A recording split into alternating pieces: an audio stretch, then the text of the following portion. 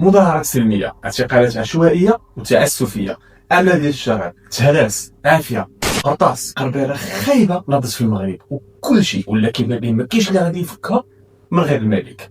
وملي خرج الملك ما قال والو. كيفاش زعما؟ واش الملك عاجبو هادشي اللي داير فينا اخنوش وباعتو ولا ما مسوقش هادشي اللي طري في البلاد، ولا كيفاش القضيه؟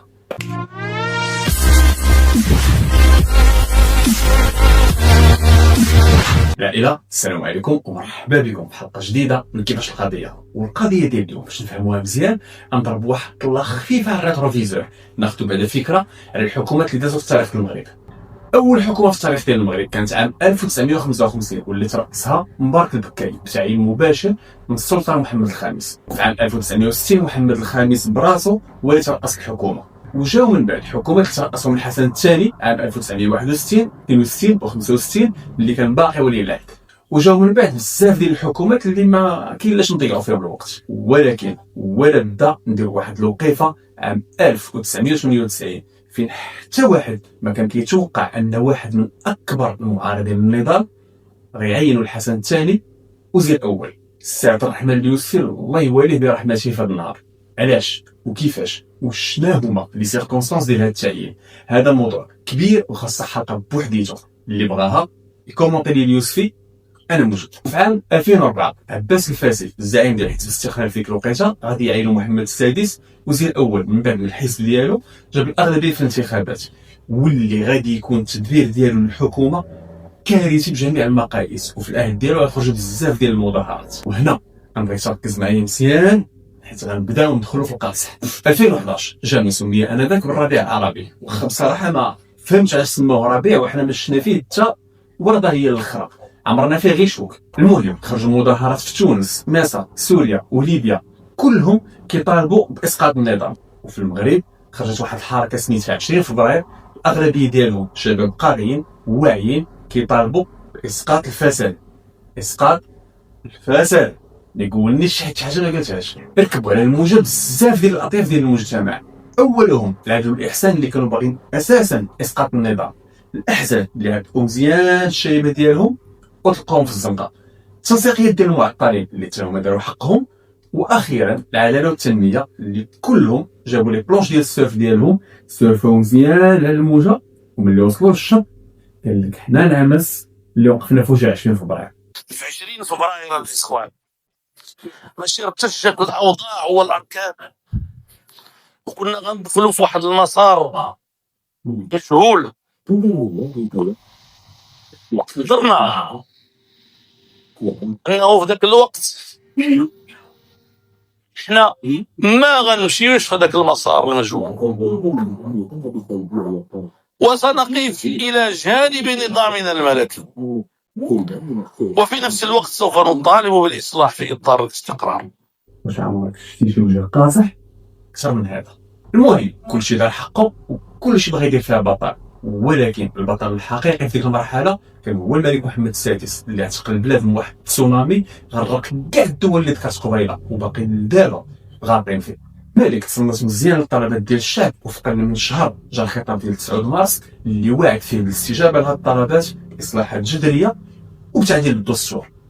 وقد كان وجا الدستور الجديد في 2011، هذا الدستور اللي المغاربه صوتوا عليه بنعم. هاد نعم عطات صلاحيات كبار لرئيس الحكومه وحيدت الملك شي صلاحيات كانوا عنده، من بينهم الاقاله المباشره لرئيس الحكومه، اولا كما كيطالبوا الناس دابا اسقاط الحكومه.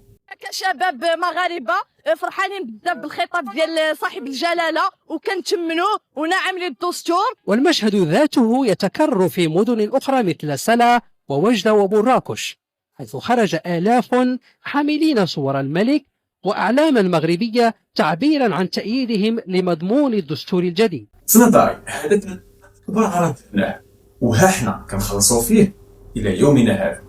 نفس الشعب اللي حيد الملك الصلاحيات اللي صوت بنعم جاي اليوم كيطلب منه يعزل رئيس الحكومه ويحاسبه. واش من نيتكم؟ عندنا ملك كيوقف في الضوء الاحمر، ملك كيحترم مدونه السير. كيفاش ما بغيتيش يحترم الدستور اسمى قانون في البلاد؟ حنا في 2011 عرفنا فين نتفرقوا، عارفين راسنا عندنا نسبه كبيره ديال الاميه وعندنا نسبه كبر منها ديال قله الوعي، وعارفين بان الاغلبيه ديال الناس اللي عندهم بطاقه الداخل عندهم عزوف كبير على العمليه الانتخابيه ومبقاوش كيتابعوا لا في السياسه لا في السياسيين وما كيمشيوش يصوتوا.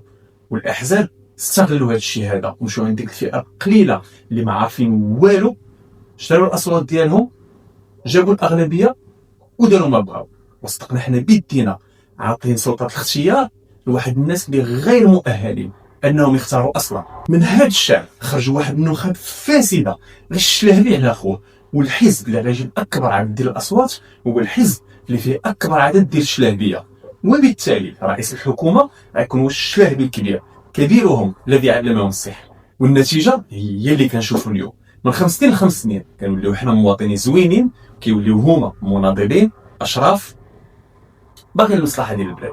غير كتفوت الانتخابات كيسقط القناع وكيبان الوجه الحقيقي ديال دراكولا، ان فري فامبير اللي كيوصلنا دمنا لو ماكسيموم بوسيبل باش يعمر جيابو ولي كونت بوكير ديالو، كيخلي لنا لو مينيموم اللي نبقاو به عايشين حتى تجي الانتخابات، حيت غيبغينا عاوتاني نصوتوا عليه. ايوا شنو هو الحل؟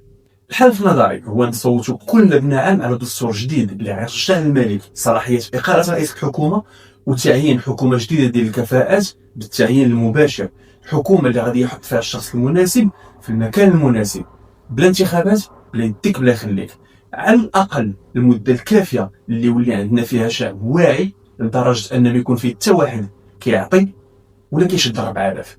وديك الساعه حتى الا بغينا نهضروا على ملكيه برلمانيه جات العالم.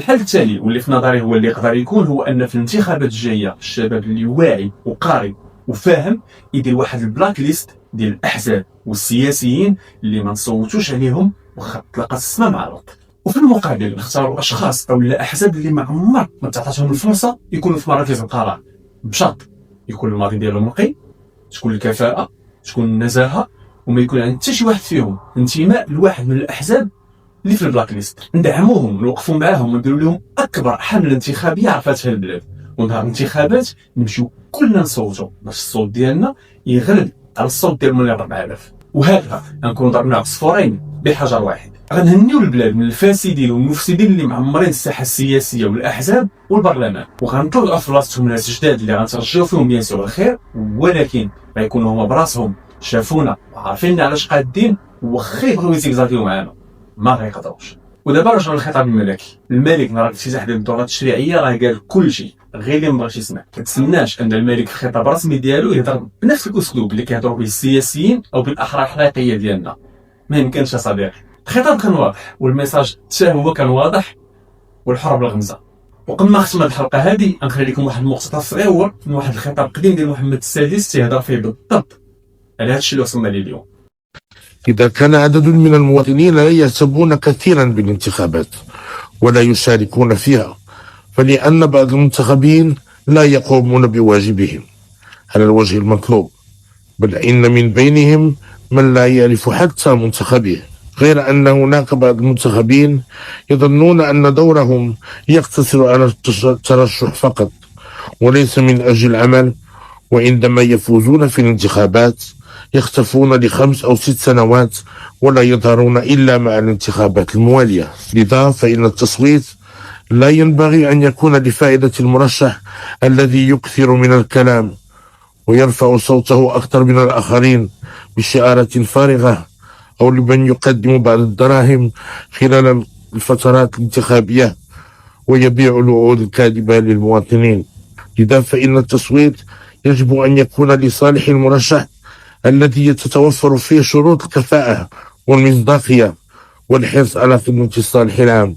وللمواطنين وجه هذا النداء: إن التصويت حق وواجب وطني وأمانة ثقيلة عليكم أداءها، فهو وسيلة بين أيديكم لتغيير طريقة التسيير اليومي لأموركم أو لتكريس الوضع القائم جيدا كان أو سيء. وعليكم أن تعرفوا أن انتخاب رئيس الجهة وأعضاء المجلس بالاقتراع المباشر يعطيكم سلطة القرار في اختيار من يمثلكم، فعليكم أن تحكموا ضمائركم وأن تحسنوا الاختيار، لأنه لن يكون من حقكم غدا أن تشتكوا من سوء التدبير أو من ضعف الخدمات التي تقدم لكم. سيدنا الحلقه ديال اليوم السادات. نشوفكم على خير. تهلاو.